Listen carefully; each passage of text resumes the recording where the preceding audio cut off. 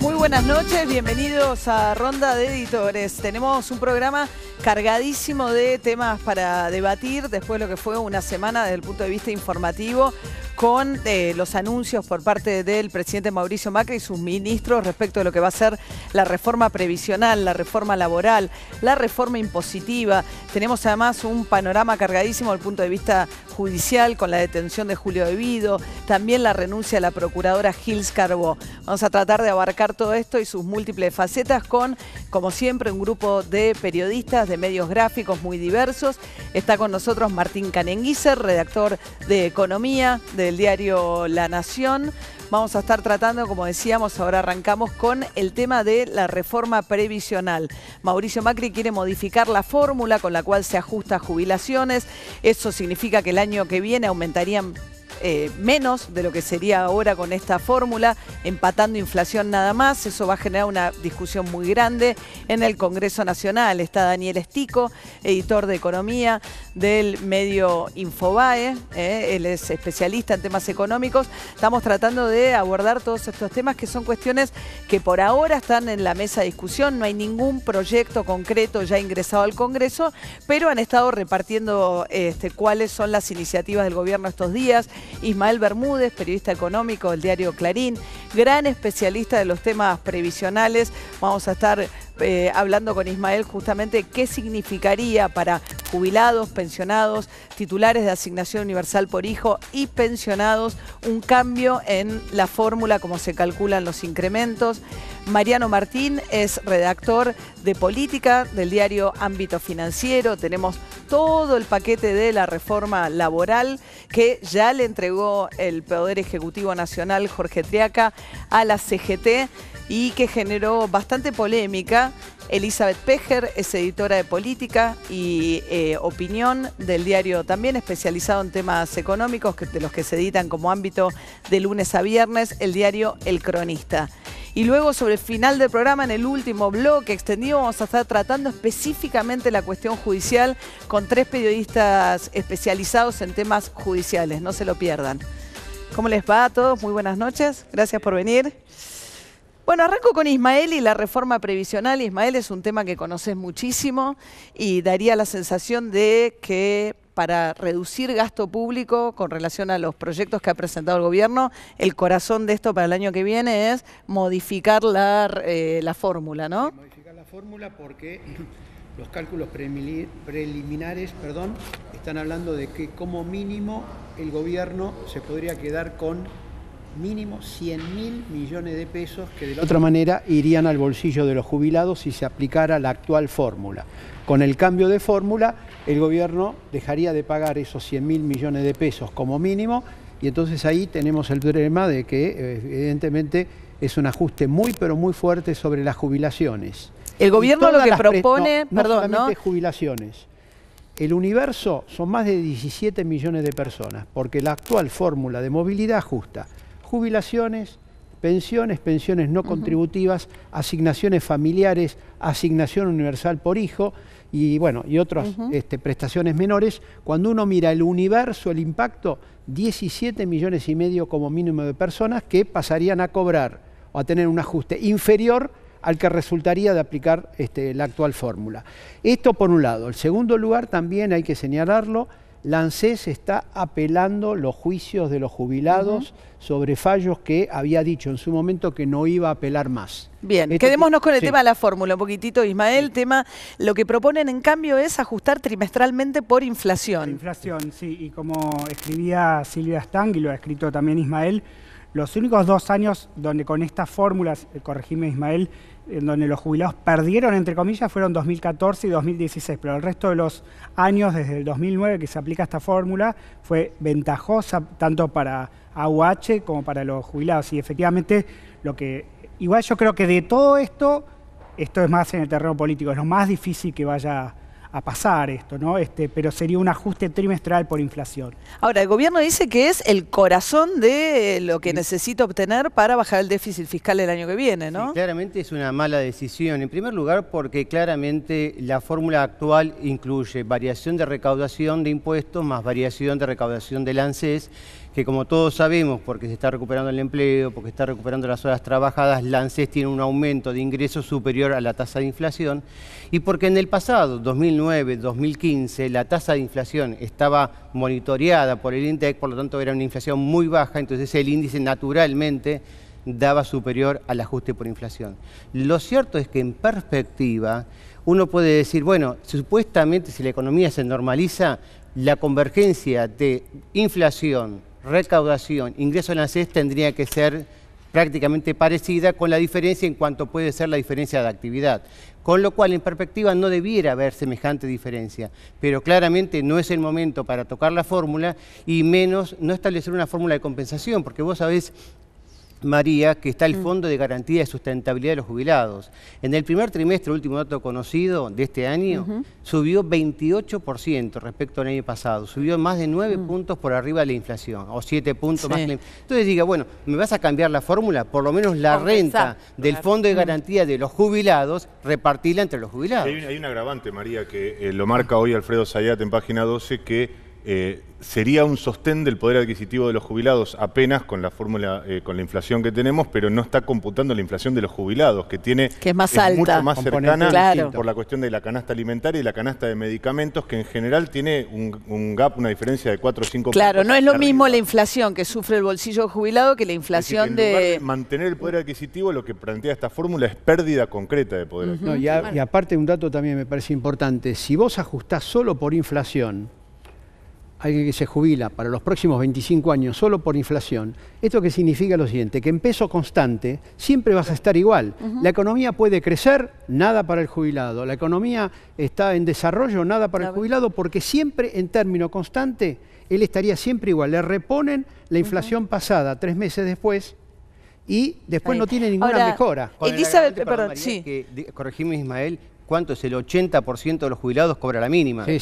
Una mínima que está a niveles paupérrimos. Sí, 7.000 Por lo monedas. tanto, desde cualquier punto de vista es desafortunada la decisión de tocar la fórmula. Ahora, Elizabeth, uno se pregunta con esto que venimos diciendo, ¿cómo puede ser que esto vaya al Congreso y el gobierno crea que esto va a pasar por el Congreso? Pero el otro día escribió Carlos Pañi una cosa que me llamó mucho la atención, que puede ser la explicación de por qué se tiene tanta fe para ir con esto al Congreso, que decía, como está el tema del fondo del conurbano, que está el fallo pendiente de la Corte, que seguramente le van a reconocer a la provincia de Buenos Aires mayor participación en el fondo en detrimento de las demás provincias, la promesa sería esto que nos ahorramos o que ajustamos con el tema de la fórmula, es con la manera de compensar a los gobernadores por la pérdida de coparticipación que van a tener y que con ese zanahoria lograrían el acuerdo de los legisladores y gobernadores. Sí, ¿no? Absolutamente, digamos, la negociación con los gobernadores en este punto es clave. Macri inicia hoy, un viaje a Nueva York, de hecho está llevando a 2 muy importantes gobernadores, que son el de Santa Fe y el de Córdoba, y para el próximo jueves está prevista este encuentro del presidente en Olivos con todos los gobernadores. Creo que es básico porque no solamente para ver cómo prospera la reforma previsional en el Congreso, sino las otras reformas, la reforma financiera y la reforma laboral, que están todas atadas al mismo paquete. Claro, pero también hay que decir lo siguiente, si vos mirás el proyecto de presupuesto 2018, la cuenta de intereses es 406.500 millones de pesos. Lo dividís por el tipo de cambio y te está dando unos 23.000 millones de dólares que hay que pagar el año próximo en intereses de la deuda. El gobierno tiene un déficit enorme.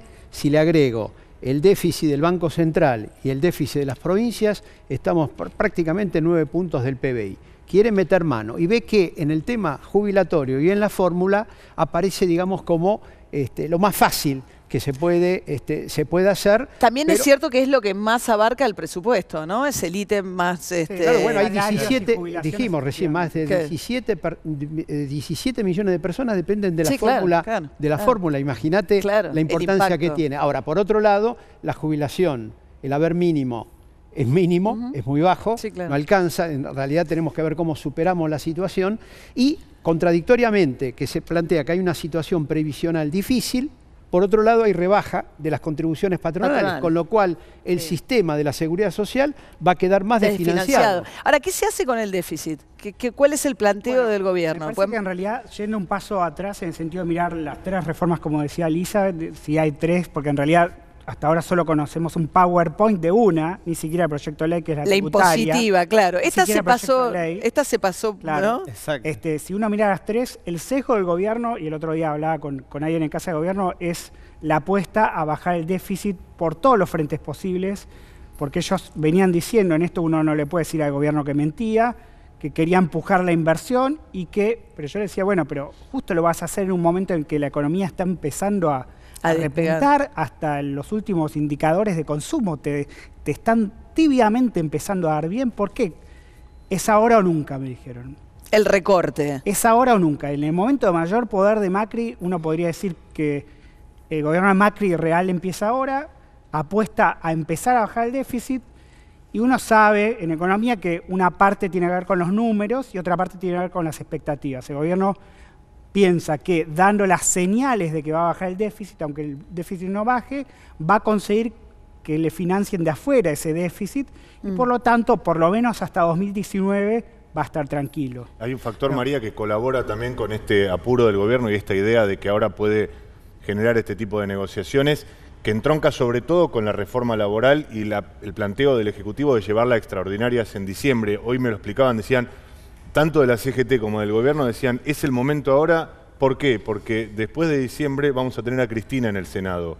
Y lo que entienden es que tanto el gobierno como la CGT terminarían corridos por izquierda, por Cristina Fernández de Kirchner, y probablemente sentirían empiojada esa negociación. Para el 10 de diciembre se renueva el Congreso, ¿no? Y entonces, si llaman a extraordinaria, ya está Cristina Kirchner. La idea es hacerlo lo antes posible. No sé la fecha, no pero... creo la laboral, porque llegan con la impositiva, con suerte. No sé si tampoco, porque de acá a 2 semanas por lo menos tiene que estar el proyecto de ley. El otro día preguntaba algunas cosas y todavía no está la letra chica. Yo creo aparte que está presupuesto en el medio. hasta fines de noviembre no entra ningún proyecto. Pero de todas maneras hay que tener también cuidado. Yo recuerdo con la reforma de Machinea. La reforma de Machinea también tenía un ahorro, todo dibujito, no había el Excel, pero te sacaban la planilla, te demostraban el ahorro. Y produjo un efecto recesivo sobre la economía. ¿Es así, Daniel? Pero claramente. Y claramente. Es otro contexto igual. No importa, digo el gobierno, porque uno esperaba, después de 2 años de discusión de que tenemos la presión tributaria más alta de la historia, que el gasto público es tremendo, que el presidente de la Nación la semana previa había dado un mensaje prácticamente o básicamente a la clase política, no nos estaba hablando a nosotros, muchachos tienen que ceder en algo, y mencionó el exceso de gasto público de la política, de la Biblioteca Nacional, etcétera, pero no habló en ningún momento de recortar las jubilaciones. Por lo tanto, como dice bien Ismael, una propuesta de este tipo puede ser un efecto boomerang impredecible y incluso sobre los consumos. Después vamos a hablar sobre el tema de la reforma tributaria. Avancemos, porque los otros... La reforma laboral, ojo. Avancemos con los otros puntos. La laboral es el próximo bloque. Quedémonos, lo sumo sobre el tema del efecto, no para analizarla. Está el tema previsional que tiene un efecto sobre 17,5 millones de personas hacia abajo, no hacia arriba. Tal cual. Tenemos la reforma laboral que también hacia abajo por pérdida de derechos, menos indemnizaciones, etcétera. O sea, el efecto sobre las expectativas de la gente es negativo. Y eso impacta sobre también Ahora, hablemos un minuto, Ismael, perdón, de los otros elementos de la reforma impositiva. Como bien dice Martín, la única de la que se conoce por ahora un PowerPoint, ¿no? Claro. Y ahí entonces... que es básicamente baja de cargas patronales en algunos aspectos. A la renta financiera, que era algo muy demandado por la oposición. Tema impuestos también internos, ingresos impuestos brutos, internos al vino y la cerveza, que es bastante conflictivo, y el tema también de alentar la reinversión de utilidades, bajando la alícuota de ganancias en forma gradual de 35 a 25 en 5 años, si las empresas reinvierten sus utilidades. Ahora, ¿qué sesgo, si tuvieses que describir, le verías a la reforma impositiva si tuvieses que describir el efecto en su conjunto? Le veo un sesgo de no ajuste. O sea, le veo un sesgo de que una reforma tributaria, como te decía antes, en el cual partimos de una presión tributaria récord, uno esperaba que por primera vez en la historia argentina, cuando hablemos de reforma tributaria, sea para bajar impuestos. Y acá empezaron con una reforma tributaria que suma impuestos y que tiene agravantes. Fíjate vos, proponen bajar 10 puntos el impuesto interno a los autos de 380.000 a 800.000 pesos. ¿Qué persona que estaba dispuesto o pensaba cambiar el auto ahora o dentro de 6 meses, lo va a cambiar si sabe que dentro de 6 meses o un año va a salir 10% más barato? Entonces frena ventas, frena producción, ataca la reactivación. Y en tren de expectativas y de mensajes a la sociedad, yo creo que hay una pregunta que subyace todas las reformas que presenta el gobierno. El discurso de Mauricio Macri es, todos tenemos que ceder un poco, y creo que la pregunta que late acá es, ¿qué ceden los empresarios? ¿Qué cede el gran capital en la Argentina? Sí, a ver, el gobierno puede decir, nosotros cedemos porque el Tesoro acude al rescate de aquellas contribuciones patronales que se dejan hacer. Los trabajadores claramente ceden, y muchísimo en términos, los trabajadores inactivos en la reforma previsional, los trabajadores activos en la reforma laboral. ¿Qué cede el gran capital? ¿Qué ceden los empresarios en esta parte? No aparece. Hay algunos empresarios que van a ceder, María mencionaba el caso de las economías regionales, digamos, por un lado. Qué difícil presentarlo, digo. Bueno, pero también sea una concesión progresiva, digo, en términos económicos. Yo repito, el concepto después uno lo puede evaluar o no, pero esta es una reforma, volviendo a la pregunta que vos le hacías, es una reforma impositiva pro inversión y bajar el consumo. Hay una decisión del gobierno de reducir el nivel de consumo, lo cual, como dice Daniel, puede ser un tiro en el pie, pero la apuesta del gobierno es decir, bueno, el déficit no puede seguir creciendo, nosotros tenemos que alentar la inversión. La inversión en estos 2 años vino mucho más lentamente que el consumo y ahora tenemos que jugarnos por esto. Pero Martín, el último balance cambiario del Banco Central dice que hubo una lluvia de dólares en la Argentina. ¿Para qué? Para el circuito financiero. Sí. Entraron 7.800 millones de dólares y para inversión directa 1.000 y pico. Esa es la relación. ¿Está claro? Hubo una lluvia de dólares. ¿A dónde fue? Al circuito financiero. ¿Por qué? Por los altos rendimientos acá en la Argentina. Ese proceso erosiona la economía mucho más que el puntito de acá, el puntito de acá y todo lo demás. Y después, de todas maneras, para muchas economías regionales, caso Mendoza, prácticamente el aumento del impuesto interno sobre vinos, etcétera, dicen que hunde la economía. Igual yo creo que son todas cosas que, como hoy dice la se van a negociar. Son prendas de cambio. Vos vas con máximas en las reformas. Pero va generando expectativas negativas sobre... No, pero también vas generando la expectativa de que yo te voy con un máximo y después... Sí, el vino, ellos, digamos, impuestos internos es para objetos de suntuarios o de lujo o que hacen mal a la salud. Bebidas no saludables. Bebidas no saludables. Entonces, uno de los enojos también de la industria vitivinícola era que tildara la bebida nacional y meterla con las gaseosas azucaradas en aquello no saludable. Ernesto Sanz se quejó hoy, porque ahí hay una señal interesante. Sí. Hoy Ernesto Sanz dijo, Laura no puedo Montero creer hace pocos días. Mi frente político considera una bebida poco sana el vino. Y mira lo que pasó con el monotributo. Mira lo que pasó con el monotributo. Se dijo que un sector de los monotributistas iban a pasar al régimen general si tenían un patrimonio superior a 3 millones de pesos. Depende, se hablaba entre 3 y 5 veces el piso de bienes personales, etcétera. ¿Está claro? Y después dieron marcha atrás. No sabemos si dieron marcha atrás. Sí, a mí me consta que estaba en el proyecto, que sobre esa base la AFIP dijo lo que dijo en la reunión donde dio a conocer la recaudación.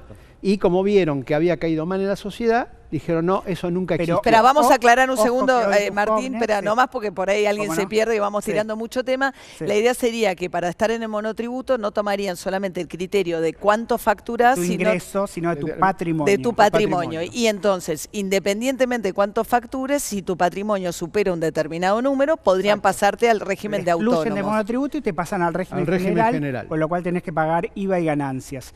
Es interesante lo que dice Ismael. Y previsional. Claro. Es interesante lo que dice Ismael porque primero sale el rumor, Abad lo confirma diciendo efectivamente estamos estudiando.